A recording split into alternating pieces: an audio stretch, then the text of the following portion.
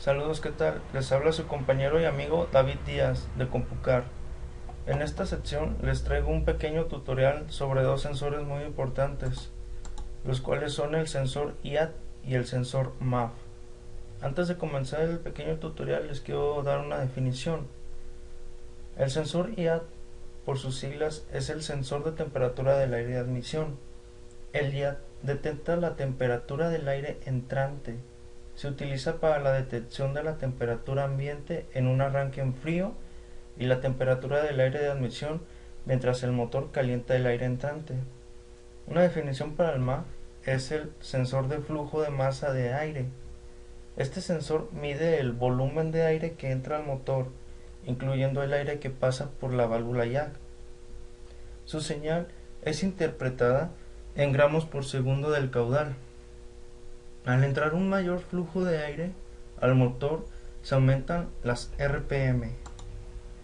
Para comenzar este tutorial, yo lo dividí en varias secciones. El propósito y el objetivo es la comprobación, lo cual lo tendremos por la ubicación, tipos, cable caliente del MAF, la regla, test COEO y COER, comprobación con Mitchell on Demand y una breve simulación con Arduino. La ubicación. Está ubicado entre el filtro de aire y el múltiple de admisión o turbocompresor y el múltiple de aire.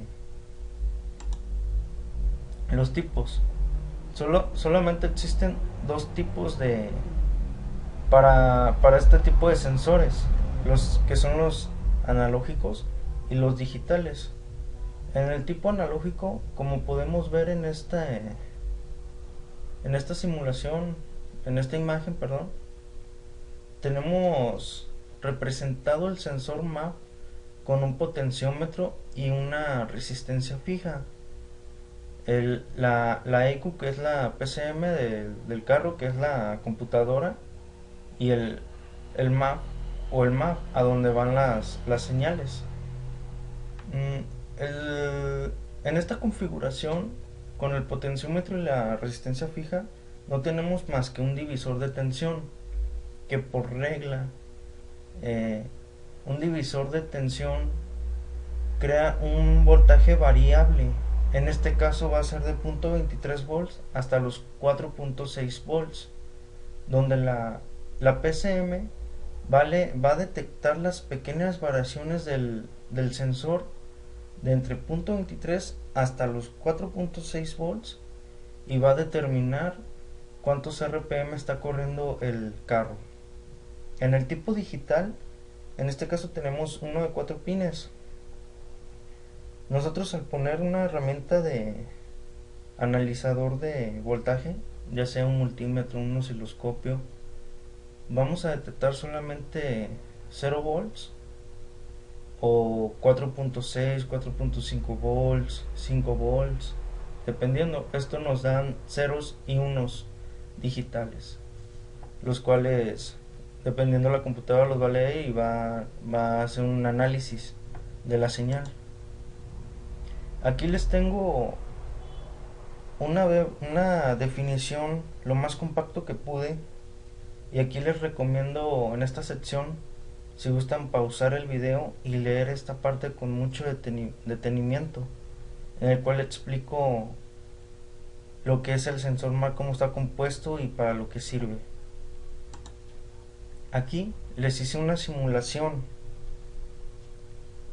Como podemos ver, el cable caliente del sensor MAF está compuesto por un termistor, por un transistor de potencia, el cable caliente de platino y la señal de voltaje de salida.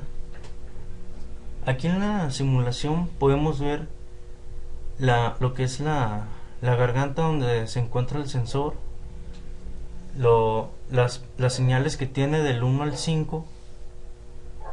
En el pin 1 tenemos la señal del MAF, en el pin 2 tenemos 5 volts, en el 3 la masa o tierra, en el 4 12 volts y por último en el pin 5 tenemos la señal de temperatura. ¿Qué quiere decir esto?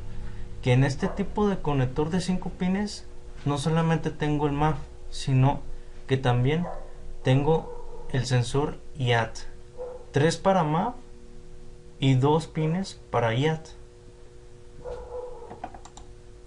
A continuación veremos lo que es la regla. Esto aplica para un 90-95% de todos los automóviles. En este caso, dice la regla que por cada litro de desplazamiento del motor se tiene 1 gramo sobre segundo de salida en marcha mínima. Les puse aquí un ejemplo con un escáner CJ4, el cual es muy común, y lo tengo con un motor 1.6 litros.